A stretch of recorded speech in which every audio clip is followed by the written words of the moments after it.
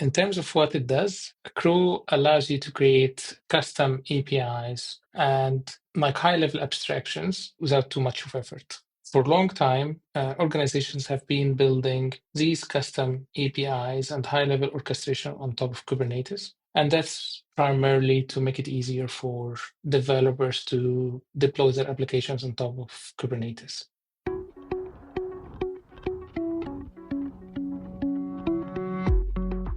Welcome to Day 2 DevOps, where the DevOps is in the details. I'm Ned Bellavance, and with me is my endlessly curious co-host, Kyler Middleton. Hey, Kyler. Hey, Ned, and that is definitely true. And my curiosity was sated today while we talked to Islam Mahgoub, a solutions architect at AWS focused on building Crow, a Kubernetes operator that helps simplify complex application deployments. With no further ado, let's talk to Islam. So the project name is Crow, but I didn't see any like Crow symbols or icons or anything having to do with the bird. Was that a conscious decision? Did you have any say in that? Not really. I think they are still looking into this, and maybe at a certain point it will have a nice logo, but not at this stage yet. Yeah. I always think of all the O'Reilly books that have the different animals on them. Yeah. And there could be like a really cute crow icon for the crow project. Maybe O'Reilly has something for you. I don't know. It's a great word. We're going to keep it. Yeah, well, maybe we should start there because we jumped right into it. So, Crow is not just what you named it, it's an acronym, right? Yes. What does it stand for? And like just high level elevator pitch, what does Crow do? Yeah, sure. So it stands for Kube Resource Orchestrator. And as you rightly said, it is pronounced crow, which is the bird, right? And in terms of what it does, Crow allows you to create custom APIs and like high-level abstractions without too much of effort, right? So for a long time, organizations have been building these custom APIs and high-level orchestration on top of Kubernetes. And that's primarily to make it easier for developers to deploy their applications on top of Kubernetes. Think of web application, for example. If you want to deploy a web application on top of Kubernetes, you need to create a deployment resource, you need to create service resource. And if you want to expose it externally, you may want to also create an ingress resource. And in addition to all of that, you may have dependencies. You may need a caching service from the cloud platform or a managed database. So there's a group of resources that you need to create for deployment. And ideally, you would like to hide this complexity from the developers. You want to provide them with an abstract API or custom API where they can just put their container image, number of replicas that they need, tell whether they want to expose this internally or externally, and that's it. And you under the hood or the platform under the hood create all these required resources. This was possible before Crew, but you had to like create a complex CRD object. You had to create a custom controller. I mean, that's one way to do it. There are other ways, but these ways involved like a lot of implementation effort, and not all the organizations have the time and skills to do that. So what Crow is trying to do is to make it simpler to implement such use cases, create these custom APIs without too much of overhead and custom coding. Is this aiming to solve the kind of developer focused workflow where I can self serve? I go click a button and I say, I need an environment and it provisions it? Or is it more the sort of the back end administrative stuff that is going to be integrated into like a GitHub Actions pull request deployment process or something like that? Or is it both? It's definitely helping with this self-service experience that all organizations want to build for their developers. So you can, of course, use it for these use cases. You can also use it for other use cases. So think of creating a new Kubernetes cluster. Okay, so this usually involves creating too many infrastructure resources. So even with use cases like this, you can actually use Crow to simplify this process. When it comes to GitHub Actions, and I mean, some folks use GitHub Actions just for build activities. Crow is not really into build activities. It's more into like orchestrating this deployment into Kubernetes. When you deploy into Kubernetes, you need or you want to deploy resources in a specific order because there are dependencies usually between these resources. So it helps with these scenarios rather than like build or CI kind of use case. When you were describing some of the resources you would put together, you mentioned, services and deployments and all that kind of stuff. And typically I would think Helm chart. I'm going to use a Helm chart to deploy that. What are the advantages that Crow has over using a Helm chart for like a multi-resource deployment? Sure. With Helm charts, you don't have this ability to control the order of resources deployment. So you cannot really like make sure that like this resource, this part of the Helm chart is deployed before that other part, and at least in an easy way. And sometimes when you do this orchestration, also you would like to take a value, take the value of certain field in one resource and feed it to the other. Sometimes you will want to do this, and this field value is not available till the resource is actually deployed. So with Crow, you can actually do that. You can do exactly that. You can take the field, you can take the value of certain field and feed this to another. It's happening at the server side, right? While Helm chart is slightly different than that. It doesn't really implement all these like orchestration kind of capabilities. Hmm. That reminds me of like when Helm used to have the tiller component that did run server side, Yes. and then they Yes. got rid of that in Helm 3, I want to say. And it was like I understood why, but I also felt like, oh, that was a missed opportunity. Yeah, so Crow has this server-side component which actually allows you to do this kind of orchestration and dependencies and defines these dependencies between resources. In terms of like the people who are going to use Crow, do you have some personas already in mind for who's going to be working on, different sides of Crow once it's set up? Yeah, the two main personas will be the platform engineers and developers. Platform engineers will be more focused on like building these custom APIs or high-level abstractions, while developers will be consuming those. And when you say custom API, I'm not writing that in Go or Node.js or something like that. Like I'm not writing a full blown API. Crow's got an abstraction or something that's helping me construct that, right? Exactly that. So, of course, historically or traditionally, customers who wanted to do that, they created like this custom resource definition object, which is a complex manifest using OpenAPI specifications. And then they built a controller. And this is, as you said, like in Go or some other language, right? And not all organizations have the time and skills to build and maintain such components. And the way Crow does this is different. So with Crow, actually, you create a manifest where you put in this manifest like how the interface will look like, what is a group of resources that need to be created by this custom API, and use cell expressions to actually populate the values of these resource templates that you put. And that's it. You apply this manifest, and then you will have your custom resources, your new API or new custom resource available, and then you can just create instances of it. You said cell. Is that an acronym for something? Yes, sorry for that. Yeah, it is the common expression language. Okay. This is the expression language used for Kubernetes webhooks. So it is something that Kubernetes users are already expected to be familiar with. Okay. So you're not introducing a brand new DSL or anything like that. Cause I know that's always a challenge. It's like not only do I have to learn this new tool, but I have to learn a whole new language for that tool. And that really inhibits adoption of new tooling.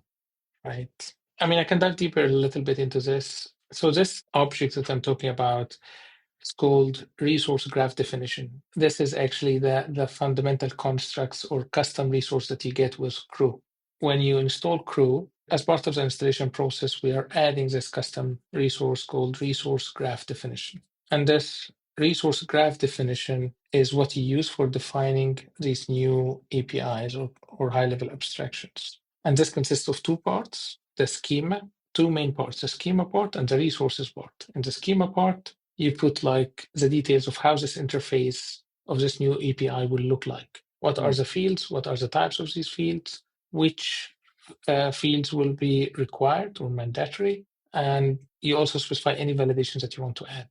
In the resources section, you put all the resources that need to be created by this custom API, and use cell expressions to populate the values, the field values for these different resources, right? And that's it. Once you apply this to the cluster, Grow under the hood will actually create a new custom resource definition for you based on this schema part you put in the resource graph definition. And once also you create an instance of this new custom resource, Crow will be actually creating all these resources that you put in the resources section on your behalf. So this new resource graph definition is actually containing the interface definition and the implementation as well, and all just in YAML. No need for writing code in Go or something like that. In my mind, I'm drawing a bit of a parallel between some of the different cloud infrastructure deployment tools I've used in the past because you've identified some like common themes. Like usually when I'm building out something in Terraform or CloudFormation or something like that,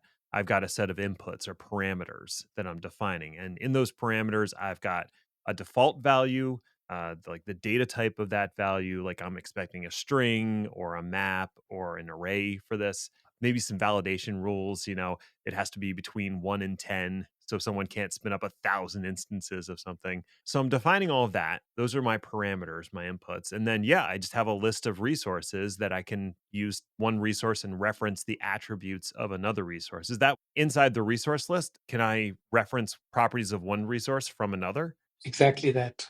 I mean, like very, very good observations. It's exactly matching what you just described. And you can make a reference from one resource to another, right? And this is how actually Crew identify the order that it need to follow for creating resources. So it's building that dependency graph. I mean, it's right there in the name, right? It's a graph. It's building that graph based off of the way that you reference resources between each other. Can I create like an explicit dependency too, even if there's not a reference between two resources? Can I say, this one has to be created before this one? Yeah, so exactly that is creating this dependency graph or directed acyclic graph under the hood. And dependencies are identified by these cell expression references. Right now, you cannot make explicit dependency, so it has to be through these cell expressions. However, there is a GitHub issue for adding that, and I think it's waiting, like the code is written, but not merged yet. So I imagine it will be available soon. However, there are some workarounds that you may want to consider if you want to do that. For example, you can add a label in the resource with a cell expression that actually pointing to the other resource that you want to have dependency on, right? So you can implement a workaround like this, but there's active development for adding explicit dependencies. I'm seeing like null resources in Terraform and all that early hacky behavior. And I very much appreciate that y'all are addressing that early on, because I had so much old Terraform cruft that I had to rip out because of those, not supporting external dependencies very natively. So that sounds very wonderful.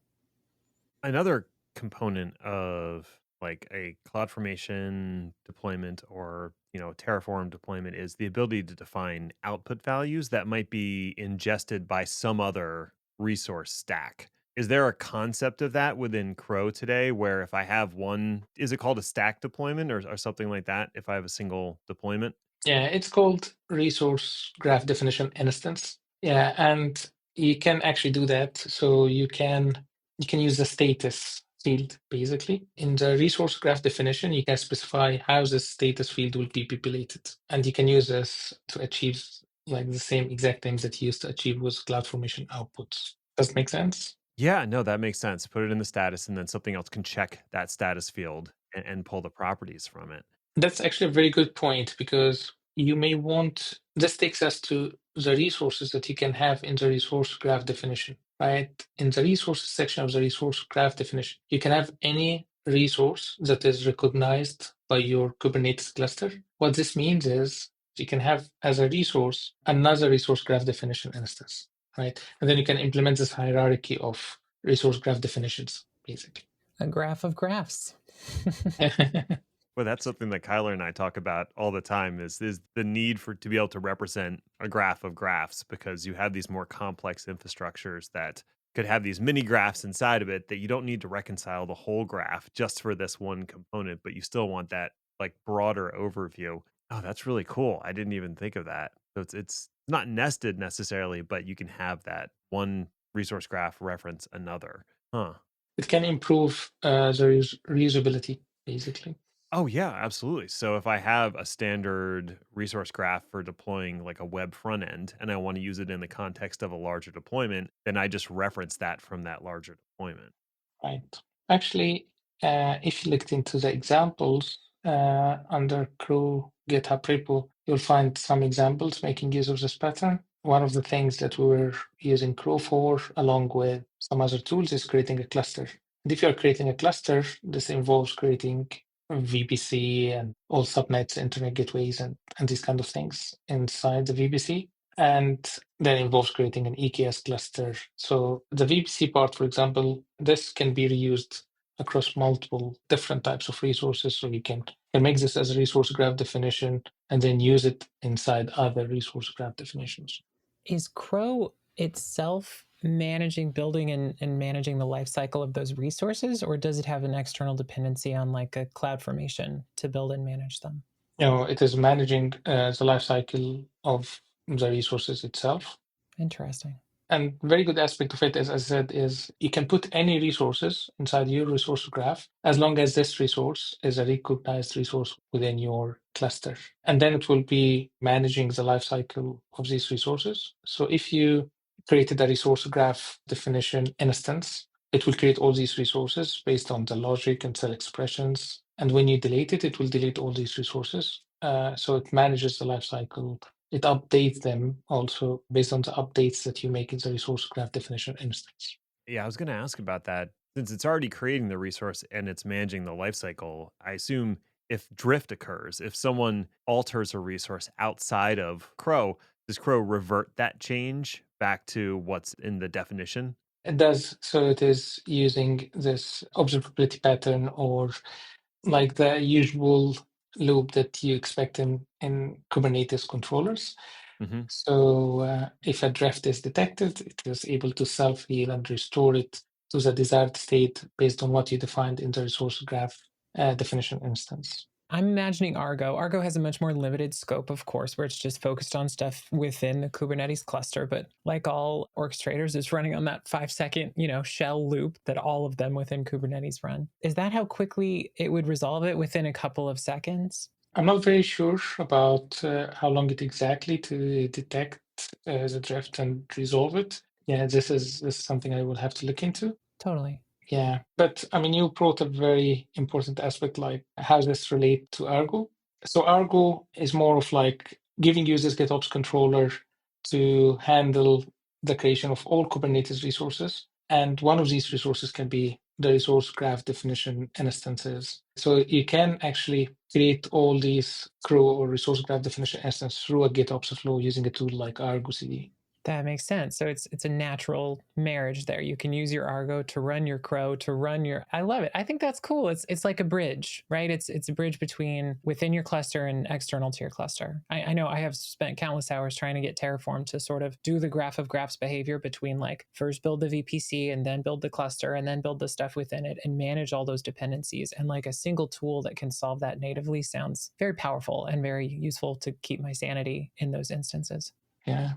Another aspect that may be interesting to bring into this picture is cloud resources. So, right, for all these like deployment service, Ingress resources, I think that is clear now. But you can, as part of this resource graph definitions, also create cloud resources that are outside your Kubernetes clusters. Hmm. If you think like if your application is depending on an object storage bucket, like an S3 bucket, or a DynamoDB table, or a caching service, or a database service, right?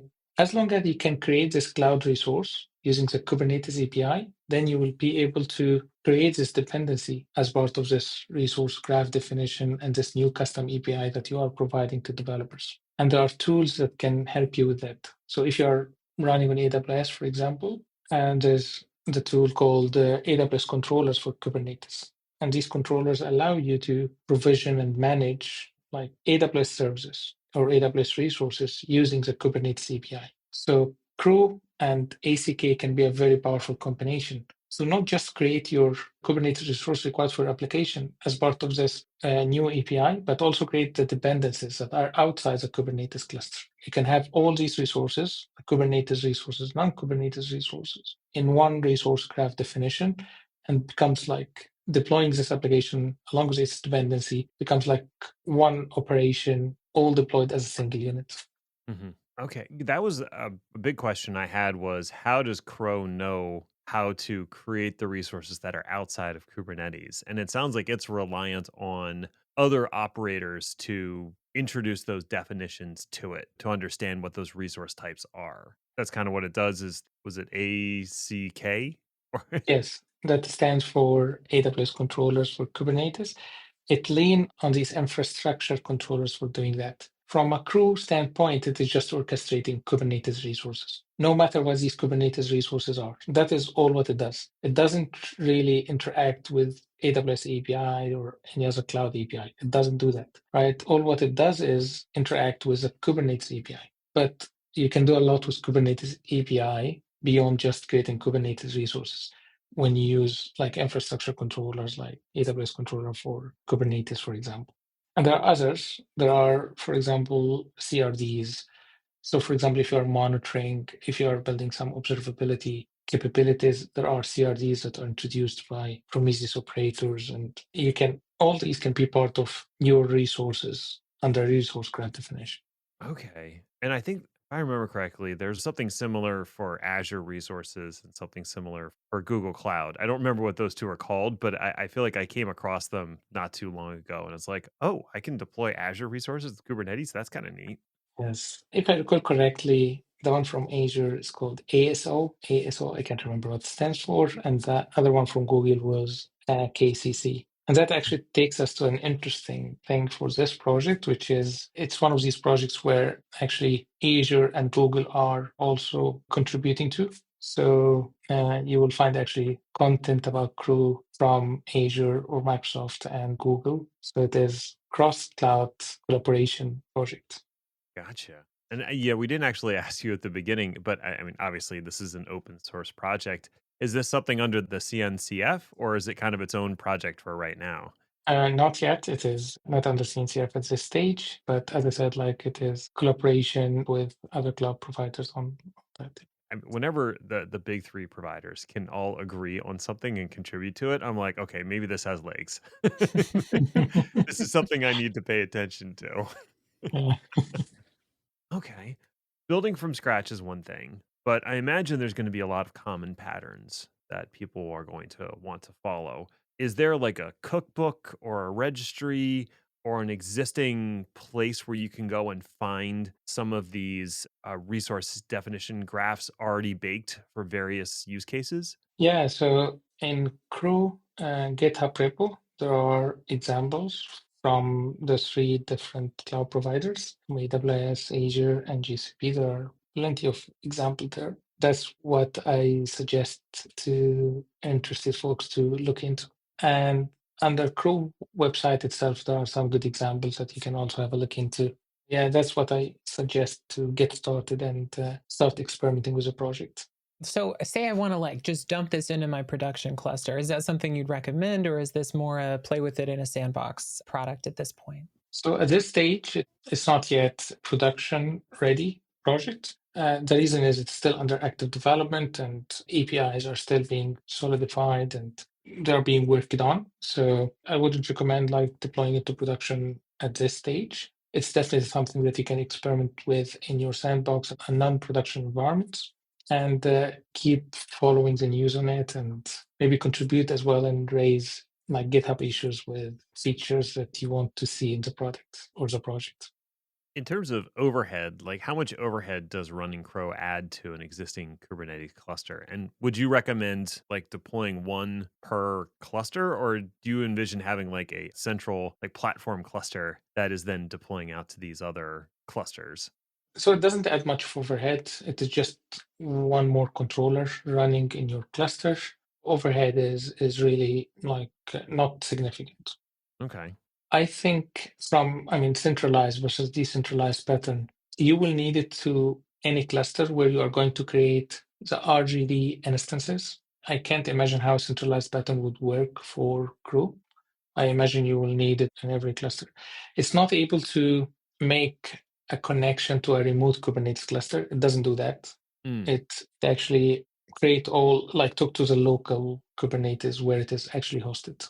Okay, that's a good point. I didn't really, yeah, okay. That totally makes sense. You wouldn't centralize because you need to have those RDGs on the clusters where you want it to do things. So you don't have like a centralized instance that's running and then distributing deployments out to these other clusters. But you might have a centralized repository of these RDGs that something like Argo or something else is pulling them into your clusters. Yeah. When it comes to Argo itself, of course, you can do it in a centralized way, as it can apply these resource graph definition instances into any of the clusters in a hub and spoke kind of model. But wherever you are applying the resource graph definition instance, this cluster that you are applying the resource graph definition instance into need to have Crow. Right. Okay. All right. That makes sense.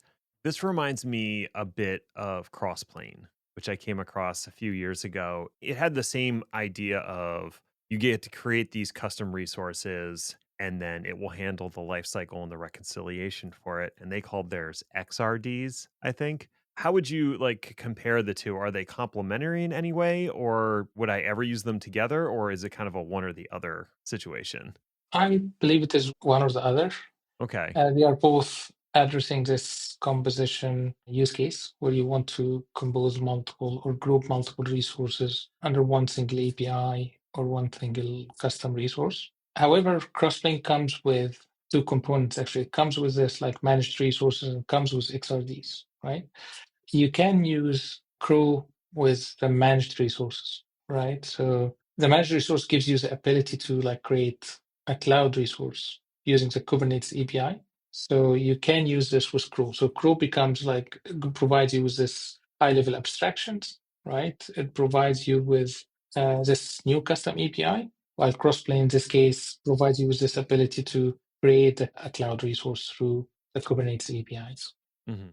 My experience with Crossplane and then looking through the documents for Crow seems simpler in terms of how you compose things and the actual like specification for building these custom resources.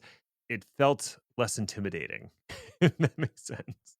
This is one of the key principles or tenets that the team followed when they developed Crew. They were so keen to make it simple to create this group of resources or new API. If you look into the schema part, we're using simple schema. This is Open API compatible, but not really Open API, right? It's much simpler, like compact, human readable, right? And even when it comes to the resources section, the usage of cell expressions is making it easy to like define these dependencies and feed values from a resource to another. So simplicity was one of the key design goals for that project, and I'm happy that you're noticing it. It definitely feels simpler. And I'm going to take it for a test drive and see if that bears through. But I suspect that it will. If I just want to take this for a test drive, and I do, can I spin this up in a local kind cluster, or does this require something more robust? No, it's absolutely fine to deploy it in any Kubernetes cluster, kind clusters included. You can do that. Okay, that's perfect. I already have one running, oddly enough. Cool. If other folks are interested in getting started, what's a good link to point them to? Where should they go to find out more about Crow? I would suggest going to crow.run, which is a website for the project, and the examples in the GitHub repo as well. These are the two resources I would suggest. There are like many examples there that the team can like follow and get a better feeling of how Crow works. I'll include all those links in the show notes. What about you, Islam? Are you a social person? Do you want people to connect with you, or you just want to be heads down working on your cool Crow project? I would like people, of course, to reach out to me and happy to talk with the community on the project, how they use it. I would like also to hear about their feedback and any suggestions. Okay. Well, we have you on the hook for that now. Well, as this matures, we'll have to have you back on sometime to talk about it some more. But Islam, thank you so much for being a guest today on Day 2 DevOps. Thank you. Thank you for having me. Thanks to our guests for appearing on Day 2 DevOps, and virtual high fives to you, dear listener, for tuning in. If you have suggestions for future shows, we would love to hear about them. Or if you have feelings about recent shows, let us know. You can send some feedback via packetpushers.net/follow-up or just ping us on LinkedIn. You can find me, Ned Bellavance, at nedinthecloud.com and my amazing co-host Kyler Middleton at letsdodevops.com. And we're both entirely too active on LinkedIn. Stop by, say hello. If you've enjoyed this episode of Day 2 DevOps, we'd sure appreciate some kind words or ratings on your podcatcher of choice. We know there's a lot of podcasts out there, and we appreciate you choosing to spend some time with us. Until next time, just remember that doing DevOps is awesome, and so are you.